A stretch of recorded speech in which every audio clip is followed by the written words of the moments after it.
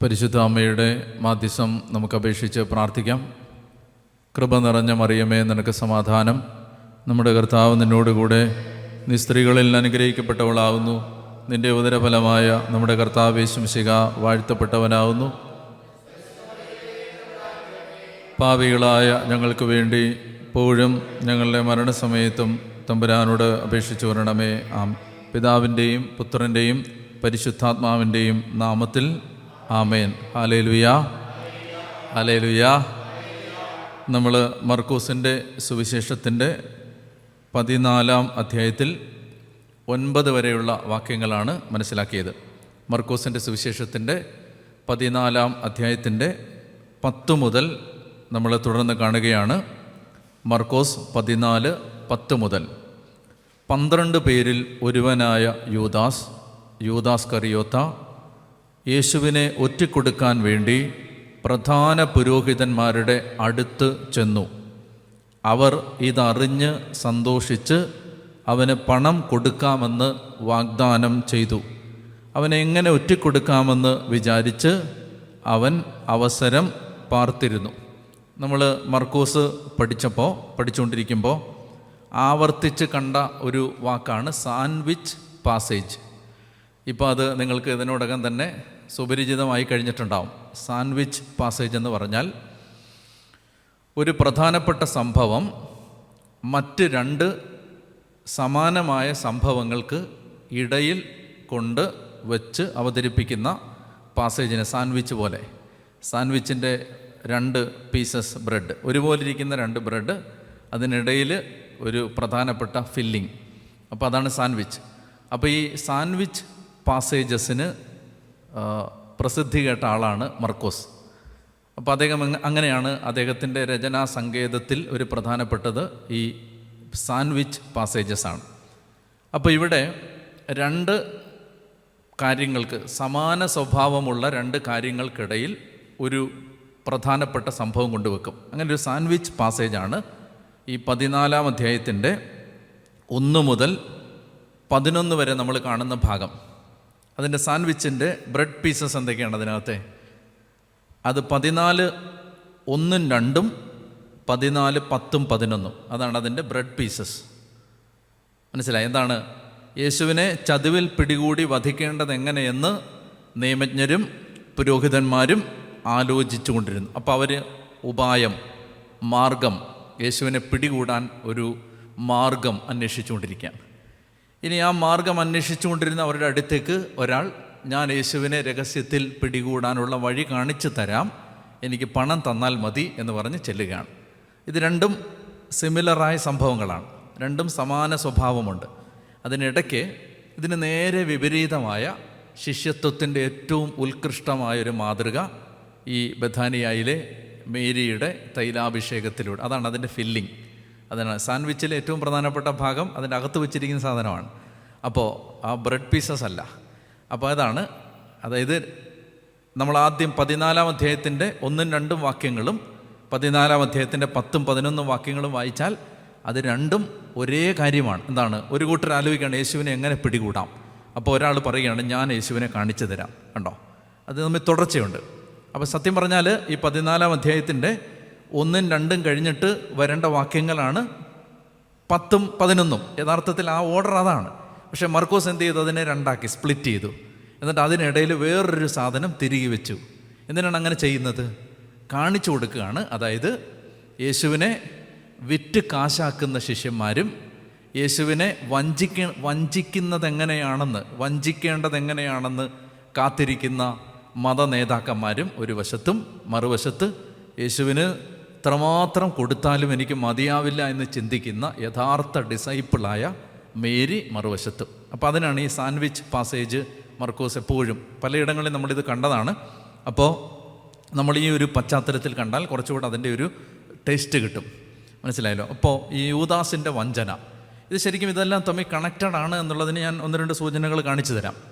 ഒന്നാമത്തേത്, ഇവിടെ 12 പേരിൽ ഒരുവനായ യൂദാസ്. എപ്പോഴും യൂദാസ് കറിയോത്തയെക്കുറിച്ച് മർക്കോസ് പറയുമ്പോൾ അദ്ദേഹം ഇങ്ങനെ പറയുന്നത്, 12 പേരിൽ ഒരുവനായ യൂദാസ് കറിയോത്ത, അങ്ങനെ പറയുന്നത്. യൂദാസ് കറിയോത്ത എന്ന് ഇൻഡിപെൻഡൻ്റായിട്ട് മർക്കോസ് പറയില്ല. മർക്കോസ് 12 പേരിൽ ഒരുവനായ യൂദാസ് കറിയോത്ത അങ്ങനെ പറയുന്നത്. അതിൻ്റെ കാരണം എന്തെന്ന് വെച്ചാൽ ശിഷ്യന്മാരുടെ കൂട്ടത്തിൽ ഒരാളായ യൂദാസ് എന്ന് മർക്കോസ് എടുത്ത് പറയുകയാണ്. വെറുതെ ഒരു യൂദാസ് കറിയോത്ത എന്ന് പറയല്ല. എന്തുകൊണ്ട് അങ്ങനെ പറയുന്നതെന്ന് വെച്ചാൽ മർക്കോസ് പറയുകയാണ്, ഏത് ശിഷ്യനും യൂദാസ് ആവാനുള്ള സാധ്യത തന്നിൽ തന്നെ മറച്ചു പിടിച്ചിട്ടുണ്ട്. ആർക്കും യൂദാസായിട്ട് മാറാം. ഒരു ഒറ്റുകാരനിലേക്കുള്ള ദൂരം വളരെ ചെറുതാണ്. അപ്പോൾ യേശു തിരഞ്ഞെടുത്ത ഒരു പ്രിയപ്പെട്ട ശിഷ്യൻ ഒറ്റുകാരനായി മാറുന്നതിന് അധിക താമസം വേണ്ട. അതുകൊണ്ടാണ് ഈ 12 പേരിൽ ഒരുവനായ യൂദാസ് അങ്ങനെ എടുത്തു പറയുന്നത് അതിനു വേണ്ടിയിട്ടാണ്. അതായത് ശിഷ്യന്മാരെപ്പോഴും ജാഗ്രത പുലർത്തണം. ഏത് സമയത്തും ആർക്കും ഒറ്റുകാരനാവാം, ആർക്കും യേശുവിനെ ഒറ്റിക്കൊടുക്കാം. അപ്പം അതുകൊണ്ടാണ് 12 പേരിൽ ഒരുവനായ യൂദാസ് കറിയോത്ത യേശുവിനെ ഒറ്റിക്കൊടുക്കാൻ വേണ്ടി പ്രധാന പുരോഹിതന്മാരുടെ അടുത്ത് ചെന്നു. മർക്കോസിൻ്റെ സുവിശേഷം അനുസരിച്ച് പ്രധാന പുരോഹിതന്മാരാണോ യൂദാസിനെ സമീപിച്ചത്, യൂദാസാണോ പ്രധാന പുരോഹിതന്മാരെ ആരാണ്? Who took the initiative? യേശുവിനെ ഒറ്റിക്കൊടുക്കാനുള്ള ഇനിഷ്യേറ്റീവ് ആരാ എടുത്തേ? യൂദാസാണ്. അവരെങ്ങനെ യേശുവിനെ തിരുനാളിൽ യേശുവിനെ പിടികൂടണ്ട, ജനങ്ങൾ ബഹളം വെക്കും, അവനെ രഹസ്യത്തിൽ എങ്ങനെ പിടികൂടാം എന്നവർ മാർഗം അന്വേഷിച്ചുകൊണ്ടിരിക്കുമ്പോൾ അങ്ങോട്ട് ചെന്ന് യൂദാസ് പറയുകയാണ്, ഞാൻ കാണിച്ചു തരാം. അപ്പോൾ മർക്കോസിൻ്റെ സുവിശേഷം വായിച്ചാൽ നമുക്ക് മനസ്സിലാവുന്നത് യൂദാസ് വളരെ നാളുകളായി മനസ്സിൽ കൊണ്ട് നടന്ന ഒരു തിരസ്കാരത്തിൻ്റെ, റിജക്ഷൻ്റെ, ഈശോയോടുള്ളൊരു പിണക്കത്തിൻ്റെ, ഈശോയോടുള്ളൊരു അകൽച്ചയുടെ ഒരു റിസൾട്ടാണ് പെട്ടെന്നുണ്ടായ ഈ ഒറ്റിക്കൊടുപ്പ്. അതിന് വേഗത്തിൽ യൂദാസിന് പെട്ടെന്നൊരു അബദ്ധം പറ്റിയതായിട്ട് നമ്മൾ ചിന്തിക്കരുത്. അതിങ്ങനെ പതുക്കെ പതുക്കെ പതുക്കെ പതുക്കെ വളർന്നു വന്ന ഒരു വിരോധത്തിൻ്റെ ഒടുവിൽ സംഭവിച്ച തിരസ്കാരമാണ്. അപ്പോൾ ഇവിടെ 12 പേരിൽ ഒരുവനായ യൂദാസ് കറിയോത്ത യേശുവിനെ ഒറ്റിക്കൊടുക്കാൻ വേണ്ടി പ്രധാന പുരോഹിതന്മാരുടെ അടുത്ത് ചെന്നു. അവർ ഇതറിഞ്ഞ് സന്തോഷിച്ച്, കണ്ടോ, സന്തോഷിച്ചു. എന്താണ് സന്തോഷിച്ചതിൻ്റെ കാരണം? അവരിങ്ങനെ അന്വേഷിച്ചുകൊണ്ടിരിക്കുകയാണ്, എങ്ങനെയാണ് ഇവനെ രഹസ്യത്തിൽ ഒന്ന് പിടിക്കാൻ പറ്റുന്നത്. അപ്പോൾ അവർ ഇതറിഞ്ഞപ്പോൾ സന്തോഷിച്ച് അവന് പണം കൊടുക്കാമെന്ന് വാഗ്ദാനം ചെയ്തു. അവനെ എങ്ങനെ ഒറ്റിക്കൊടുക്കാമെന്ന് വിചാരിച്ച് അവൻ അവസരം കാത്തിരുന്നു. ഇത് വളരെ പ്രധാനപ്പെട്ട വാക്യങ്ങളാണ്. എത്ര വെള്ളിക്കാശാണ് യൂദാസിന് പ്രതിഫലമായി അവർ കൊടുത്തത്? 30 വെള്ളിക്കാശാണ്. നമ്മളിവിടെ മർക്കോസ് ഈ സാൻഡ്വിച്ച് പാസേജിൽ മർക്കോസ് ഇതിനെ തമ്മിൽ താരതമ്യപ്പെടുത്തി കാണിക്കുന്നുണ്ട് എന്ന് നമുക്ക് മനസ്സിലാകുന്ന എപ്പോഴെന്നറിയാമോ? ഈ 30 വെള്ളിക്കാശ് ഒരു വശത്തും 300 ദനാറ മറുവശത്തും. ഇത് തമ്മിലാണ് കമ്പാരിസൺ. 300 ദനാറ എവിടാ? മേരിയുടെ സുഗന്ധദ്രവ്യത്തിൻ്റെ വില, അല്ലെ ഈ ജനവിട്ട വില. അതാണ് 30ഉം 300. 30 വെള്ളിക്കാശെന്ന് പറഞ്ഞാൽ ഒരടിമയുടെ വിലയാണ്. ഒരടിമയെ വിറ്റാൽ നിങ്ങൾക്ക് കിട്ടുന്ന വിലയാണ് 30 വെള്ളിക്കാശ്. അപ്പോൾ ഈശോ മിശിഹായ്ക്ക് യൂദാസ് ഇട്ട വില ഒരടിമയുടെ വിലയാണ്. മേരി ഈശോയ്ക്കിട്ട വില ഒരായുസിൻ്റെ സമ്പാദ്യത്തിൻ്റെ വിലയാണ്. ഇതാണ് വ്യത്യാസം. ഈ 2 പാസേജും തമ്മിൽ അടുത്തടുത്ത് അവതരിപ്പിച്ചിട്ട് മർക്കോസ് പറയുകയാണ്, നിങ്ങൾ യേശുവിന് എന്ത് വിലയിടും? ഒരു മുഴുവൻ ജന്മത്തിൻ്റെ വില യേശുവിനിടുമോ അതോ ഒരു അടിമയുടെ വില ഇടുമോ? ഇതാണ് ചോദ്യം. അപ്പോൾ നമ്മളിത് മനസ്സിലാക്കേണ്ടത് എന്താണ്? ശിഷ്യത്വത്തെക്കുറിച്ച് പഠിപ്പിച്ച് വരികയായിരുന്നു ഇത്രയും നേരം. അപ്പോൾ ശിഷ്യത്വത്തെക്കുറിച്ച് മർക്കോസ് ഇനി ഇത്തരം സംഭവങ്ങളിലൂടെയാണ് പഠിപ്പിക്കാൻ പോകുന്നത്. ഇനി വാക്കുകളിലൂടെ അല്ല, ഉപദേശങ്ങളിലൂടെയല്ല. എന്നെ അനുഗമിക്കാൻ ആഗ്രഹിക്കുന്നവൻ ഇങ്ങനെ ചെയ്യണമെന്ന് ഈശോ ഇനി പറയില്ല. മറിച്ച് ഈശോ ഇനി ഓരോ മർക്കോസ് അവതരിപ്പിച്ച് കാണിക്കുന്ന ഓരോ മനുഷ്യനിലൂടെയും ശിഷ്യൻ ആരാണ്, ശിഷ്യനല്ലാത്തതാരാണ്, ഇത് നമുക്ക് കാണിച്ചു തന്നുകൊണ്ടേയിരിക്കും. അതുകൊണ്ടാണ് ഈ കഥാപാത്രങ്ങളെല്ലാം നമ്മൾ സൂക്ഷിച്ച് നോക്കണം. അപ്പോൾ യൂദാസ് യേശുവിന് 30 വെള്ളിക്കാശ് വിലയിട്ടിട്ട് അവനെ എങ്ങനെ ഒറ്റിക്കൊടുക്കാം എന്ന അവസരം അവൻ അന്വേഷിച്ചുകൊണ്ടിരുന്നു. അപ്പോൾ നമ്മൾ മനസ്സിലാക്കേണ്ടത് ഇതാണ്. അതായത് ഈ നാളുകളിൽ മാത്രമല്ല, പൊതുവെ മനുഷ്യരിങ്ങനെ യൂദാസിനെ വൈറ്റ് വാഷ് ചെയ്യാനുള്ള ഒരു ശ്രമം അറിയാതെ മനുഷ്യരുടെ ഇടയിലുണ്ട്. യൂദാസ് ഏതായാലും ഒരുത്തൻ ഒറ്റിക്കൊടുക്കും, അപ്പോൾ യൂദാസ് ഒറ്റിക്കൊടുത്തതാണ്, അത് ദൈവത്തിൻ്റെ പദ്ധതി ആയിരുന്നില്ലേ, യൂദാസിനെ കുറ്റം പറയാൻ പറ്റുമോ? അപ്പോൾ ഇത്തരം പല വാദമുഖങ്ങൾ നിരത്തി യൂദാസിനെ വെള്ളപൂശാനുള്ള ഒരു ശ്രമം നമ്മുടെ ഇടയിലുണ്ട്. അതെന്തുകൊണ്ടെന്നറിയാമോ? നമ്മൾ യൂദാസിനെ വൈറ്റ് വാഷ് ചെയ്യുന്നത് എന്തുകൊണ്ടാണ്? യൂദാസിനെ വൈറ്റ് വാഷ് ചെയ്യുന്നത് നമ്മൾ കണ്ണാടി നോക്കുമ്പോൾ നമ്മളിൽ നമുക്കൊരു യൂദാസിനെ കാണാൻ പറ്റും. നമുക്കത് അംഗീകരിക്കാൻ ബുദ്ധിമുട്ടുണ്ട്. നമ്മളൊരു യൂദാസുണ്ട്. അതായത് യേശുവിൽ നിന്ന് എനിക്കെന്ത് കിട്ടും എന്ന ലാഭം പ്രതീക്ഷിക്കുന്ന എല്ലാവരിലും ഒരു യൂദാസുണ്ട്. യേശുവിൻ്റെ പിന്നാലെ പോയാൽ എനിക്കെന്ത് കിട്ടും, ഇതുകൊണ്ട് എനിക്കെന്ത് മെച്ചം എന്ന് ചിന്തിക്കുന്ന ഏതൊരു മനുഷ്യൻ്റെ അകത്തും ഒരു കുഞ്ഞു യൂദാസ് വളർന്നു വരുന്നുണ്ട്. അപ്പം നമ്മുടെ അകത്ത് യൂദാസ് ഉള്ളത് കൊണ്ട്, കണ്ണാടി നോക്കുമ്പോൾ ഒരു യൂദാസിനെ നമുക്ക് കാണാൻ പറ്റുന്നത് കൊണ്ട്, യൂദാസിനെ എങ്ങനെയെങ്കിലും വെള്ളപൂശാൻ അബോധമായ ഒരു പരിശ്രമം നമ്മുടെ ഉള്ളിലുണ്ടാവും. പക്ഷേ യൂദാസ് ഈശോയുടെ വാക്കുകൾ വെച്ച് പരിശോധിച്ചാൽ അവൻ ജനിക്കാതിരുന്നെങ്കിൽ എന്നാണ് ഈശോ പറയുന്നത്. നീ ചെയ്യാൻ പോകുന്ന പാതകത്തിൻ്റെ ഗൗരവം എന്താണെന്ന് ഈശോ യൂദാസിനെ ബോധ്യപ്പെടുത്തിയിട്ടുണ്ട്. അപ്പോൾ ഒന്നാമത്തെ കാര്യം ഇതാണ് നമ്മൾ മനസ്സിലാക്കേണ്ടത്. കണ്ണാടിയിൽ നോക്കുമ്പോൾ സൂക്ഷിച്ച് നോക്കിയാൽ നമ്മളിലൊരു യൂദാസിനെ കാണാൻ പറ്റും. വേറൊരു കാര്യം നമ്മൾ ഈ ഭാഗത്ത് നിന്ന് പഠിക്കേണ്ടത്, യൂദാസ് എന്തുകൊണ്ടാണ് യേശുവിനെ ഒറ്റിക്കൊടുത്തത്?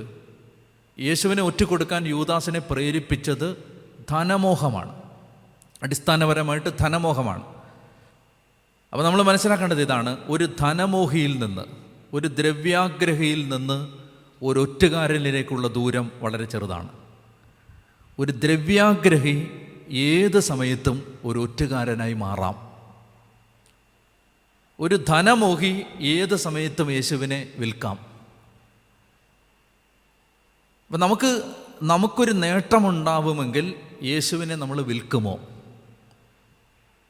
അപ്പോൾ ധനമോഹിയിൽ നിന്ന് യൂദാസിലേക്കുള്ള ദൂരം, ഒറ്റുകാരനിലേക്കുള്ള ദൂരം വളരെ ചെറുതാണ്. അപ്പം ഞാൻ പറഞ്ഞു വരുന്നത്, ഇത് യൂദാസ് എന്നൊരു കഥാപാത്രത്തെ ചുവരോട് ചേർത്ത് വെച്ച് ആണി അടിച്ചിട്ട് അയാളെ നോക്കി പരിഹസിച്ച് ചിരിക്കുന്നതിന് പകരം ഈ കണ്ണാടി നമ്മൾ തിരിച്ചു പിടിക്കേണ്ടത് നമ്മളിലേക്കാണ്, നമ്മൾ ഓരോരുത്തരിലേക്കുമാണ്. ഇതെല്ലാം നമ്മളിലുണ്ട്. സൂക്ഷിച്ചു നോക്കിയാൽ നമുക്ക് നമ്മളിൽ പത്രോസിനെ കാണാം, യൂദാസിനെ കാണാം, ഹെറോദോസിനെ കാണാം, പീലാത്തോസിനെ കാണാം. ഈ കുരിശിൻ്റെ വഴിയിൽ യേശുവിനെതിരായ, യേശുവിന് അനുകൂലമായി സഞ്ചരിച്ച എല്ലാവരെയും നമ്മളിൽ നമുക്ക് കാണാൻ പറ്റും. അപ്പം നമ്മൾ ഈ കഥാപാത്രങ്ങളെ വിലയിരുത്തുന്നത് ഒരാരോപണം ഉന്നയിച്ചിട്ട് സമാധാനത്തോടെ നടന്നു പോകാനല്ല, മറിച്ച് നമ്മുടെ സമാധാനം നഷ്ടപ്പെടുത്താൻ വേണ്ടിയിട്ടാണ്.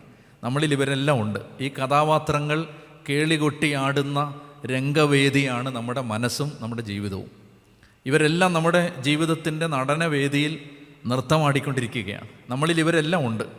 അപ്പോൾ 10-ാമത്തെ വാക്യം, 12 പേരിൽ ഒരുവനായ യൂദാസ് കറിയോത്ത യേശുവിനെ ഒറ്റിക്കൊടുക്കാൻ വേണ്ടി പ്രധാന പുരോഹിതന്മാരുടെ അടുത്ത് ചെന്നു. അവർ ഇതറിഞ്ഞ് സന്തോഷിച്ച് അവന് പണം കൊടുക്കാമെന്ന് വാഗ്ദാനം ചെയ്തു. അവനെ എങ്ങനെ ഒറ്റിക്കൊടുക്കാമെന്ന് വിചാരിച്ച് അവൻ അവസരം പാർത്തിരുന്നു. അവൻ അവസരം he was waiting for an opportunity to betray. അപ്പോൾ ഇനി യൂദാസിൻ്റെ തലയിൽ ഒറ്റ ചിന്തയുള്ളൂ. ഇനി യൂദാസിൻ്റെ ഏകാന്ത നേരങ്ങളെ മഥിച്ചുകൊണ്ടിരിക്കുന്നത് ഒരേ ഒരു ഉത്കണ്ഠ മാത്രമാണ്, എങ്ങനെ യേശുവിനെ ഒറ്റിക്കൊടുക്കാം. ഇത് മാത്രമാണ് അവൻ്റെ തലയിൽ ചിന്ത, എങ്ങനെ യേശുവിനെ ഒറ്റിക്കൊടുക്കാം. ഇനി നമ്മൾ അടുത്ത വേറൊരു കാര്യം എന്താണെന്നറിയാം, ഒരു ഡിസൈപ്പിളിന്, ഒരു ശിഷ്യന് സംഭവിക്കാവുന്ന ഏറ്റവും വലിയ ദുരന്തം എന്താ? ഏറ്റവും വലിയ ദുരന്തം നിങ്ങളെ വിലയ്ക്ക് വാങ്ങാൻ കഴിയുമെന്ന് ലോകം ചിന്തിച്ച് തുടങ്ങുന്നതാണ്.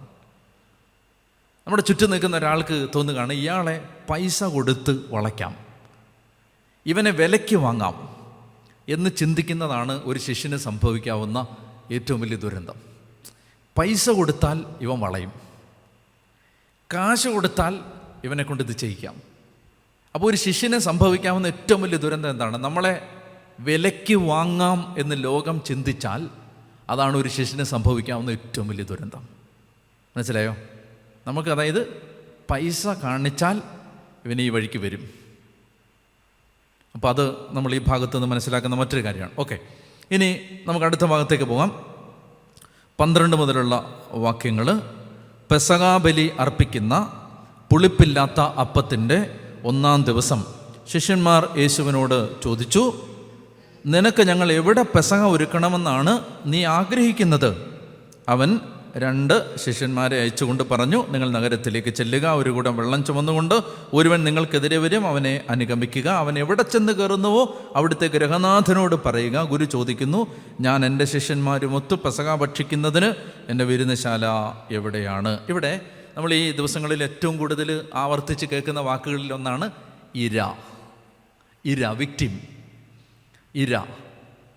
ഇവിടെ ഈശോ, ഇവിടെ നമ്മൾ ഈ ഭാഗം വായിക്കുമ്പോൾ നമുക്ക് മനസ്സിലാവുന്നത് ഈശോ ഒരിക്കലും ഇരയായിരുന്നില്ല. Jesus was the master of the show, master of the ceremony ആയിരുന്നു. കാരണം ഇതെല്ലാം പ്ലാൻ ചെയ്യുന്നത് ആരാ? ഈശോയാണ്. ഈശോയുടെ മരണം ഈശോ തന്നെ പ്ലാൻ ചെയ്യുകയാണ്. അപ്പോൾ അതിൻ്റെ ഏറ്റവും നല്ല ഉദാഹരണമാണ് നമ്മളിവിടെ കാണുന്നത്. പെസഹ എവിടെ ഭക്ഷിക്കണം? ഈശോ ഇത് ഓൾറെഡി പ്ലാൻ ചെയ്തിട്ടുണ്ട്. നമ്മൾ ഈ സംഭവങ്ങൾ വായിക്കുമ്പോൾ നമുക്ക് മനസ്സിലാവുന്നതാണ്. അപ്പോൾ ശിഷ്യന്മാർ ചോദിക്കുകയാണ്, നമ്മൾ എവിടെയാണ് പെസഹ ഒരുക്കുന്നത്? എന്തുകൊണ്ട് അങ്ങനെ ചോദിക്കുന്നത്? ഹോളി സിറ്റിക്കകത്ത് വെച്ച്, വിശുദ്ധ നഗരത്തിനകത്ത് വെച്ച് പെസഹ ഭക്ഷിക്കാൻ പറ്റൂ. അപ്പോൾ ശിഷ്യന്മാർ ചോദിക്കുകയാണ്, നമുക്കിവിടെ വീടില്ല, നമ്മളിവിടെ പരദേശികളാണ്, ഒലിവുമലയിൽ നമ്മൾ കൂടാരം അടിച്ചിട്ടില്ല, നമ്മളെ പരിചയമുള്ള ആരും ഇവിടെ ഇല്ല, നമ്മൾ എവിടെ പെസഹ ഭക്ഷിക്കും? നിങ്ങൾ മനസ്സിലാക്കിയിരിക്കേണ്ടത്, യേശുവിനെ സംബന്ധിച്ച് കുരിശിൽ മരിക്കുന്നത് പോലെ തന്നെ പ്രധാനപ്പെട്ടതായിരുന്നു ഈ സെഗിയോൻ മാളികയിൽ പെസഹ ഭക്ഷിക്കുന്നത്. അതെന്തുകൊണ്ടാണെന്ന് ഞാൻ പറയാം. ഈശോയെ സംബന്ധിച്ച് പെസഹ ഭക്ഷിക്കാതെ ഒരു മരണം ഈശോയ്ക്ക് ചിന്തിക്കാൻ പോലും പറ്റില്ല. കാരണം ഈശോ അത് ഓൾറെഡി പ്ലാൻ ചെയ്ത് വെച്ചിരിക്കുകയാണ്. ഈ പെസഹ ഭക്ഷിച്ചിട്ടേ മരിക്കാവൂ. അതിനൊരു കാരണമുണ്ട്. ഈ പെസഹ ഭക്ഷിച്ചിട്ടേ മരിക്കാവൂ. അതുകൊണ്ടാണ് ഈശോ പറയുന്നത്, നിങ്ങളോടൊപ്പം ഈ പെസഹ ഭക്ഷിക്കുന്നതിന് ഞാൻ എത്രയേറെ ആഗ്രഹിച്ചു. അപ്പോൾ ഇത് 1-2 ദിവസത്തെ ഒരാഗ്രഹമല്ല. ഒരുപക്ഷെ ഓരോ പെസഹ തിരുനാളിന് ജെറുസലേമിൽ പോകുമ്പോഴും ഈശോ ചിന്തിച്ചിട്ടുണ്ടാകും തൻ്റെ അവസാനത്തെ പെസഹയെക്കുറിച്ച്. അപ്പോൾ ഇത് 33 വർഷത്തിൽ ഓർമ്മയുറച്ച കാലം മുതൽ ആരംഭിച്ച ചിന്തയാണ്, ആലോചനയാണ്, പ്ലാനിങ്ങാണ്. അതിൻ്റെ ഒടുവിലാണ് ഈ രാത്രി. അതുകൊണ്ട് ഈ വചനഭാഗത്തിൽ ഏറ്റവും ഇമ്പോർട്ടൻ്റായ ഒരു നൈറ്റിലേക്കാണ് നമ്മൾ കയറാൻ പോകുന്നത്. വളരെ പ്രധാനപ്പെട്ട ഒരു ഒക്കേഷനിലേക്ക് നമ്മൾ കയറാൻ പോവുകയാണ്. അപ്പോൾ ഈശോ, നമ്മൾ ഒന്നാമത് ഇവിടെ മനസ്സിലാക്കേണ്ടത്, Jesus is the master of the show. ഈശോയാണ് ഈ മുഴുവൻ സംഭവങ്ങളുടെയും കാര്യവിചാരകൻ. അത് മുഴുവൻ ഓർഗനൈസർ ഈശോയാണ്. അപ്പോൾ എല്ലാം നേരത്തെ പ്ലാൻ ചെയ്തിട്ടുണ്ട്. അതുകൊണ്ടാണ് പെസഹ ബലി അർപ്പിക്കുന്ന പുളിപ്പില്ലാത്ത അപ്പത്തിൻ്റെ 1-ാം ദിവസം, ഫസ്റ്റ് ഡേ, ശിഷ്യന്മാർ ചോദിച്ചു, നിനക്ക് ഞങ്ങൾ എവിടെ പെസഹ ഒരുക്കണമെന്നാണ് നീ ആഗ്രഹിക്കുന്നത്? അവൻ 2 ശിഷ്യന്മാരെ അയച്ചുകൊണ്ട് പറഞ്ഞു, നിങ്ങൾ നഗരത്തിലേക്ക് ചെല്ലുക. അവിടെ ചെല്ലുമ്പോൾ ഒരു കുടം വെള്ളം ചുമന്നുകൊണ്ട് ഒരുവൻ നിങ്ങൾക്കെതിരെ വരും, അവനെ അനുഗമിക്കുക. നമുക്ക് പ്രാർത്ഥിക്കാം.